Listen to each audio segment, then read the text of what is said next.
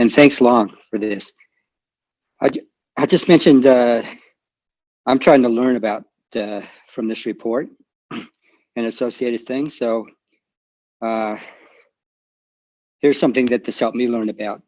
There's a literature among data scientists called Differential Privacy. It's both useful and beautiful. You know, what the game is to construct queries that are invariant to removing people from the data set. And the general idea is to figure out how to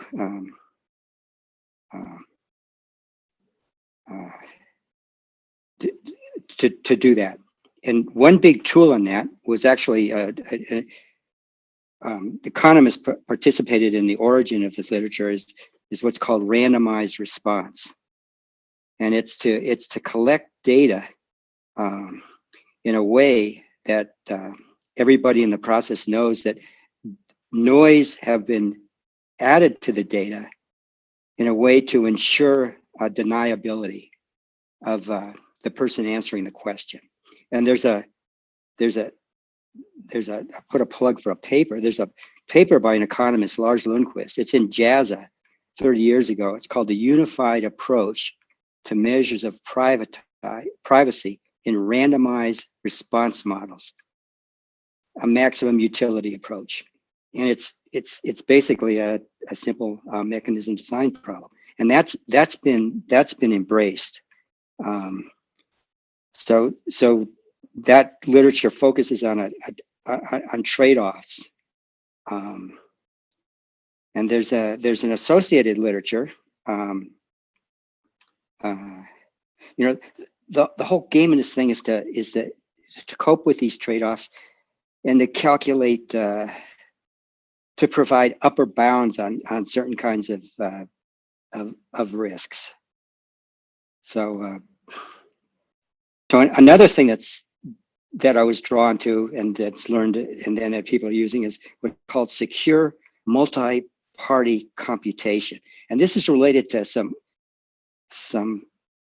remarks previous people said about ownership. The idea here is to have joint ownership. This uses shared governance and shared ownership. It uses cryptographic math. And you perform computations while data are encrypted. And all this is, you know, people at DeepMind are using this. There's Python programs that are built on PyTorch. And the whole spirit is to use data and to learn from data that you don't have access to. So there's a person named Andrew Task at DeepMind who was a good teacher about this. And hey, Steve, I'm done.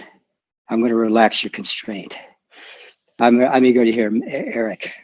Oh my goodness, Tom. Well, thank you very much. You've always been generous. Before I move on to Eric, I actually have a question for you, Tom.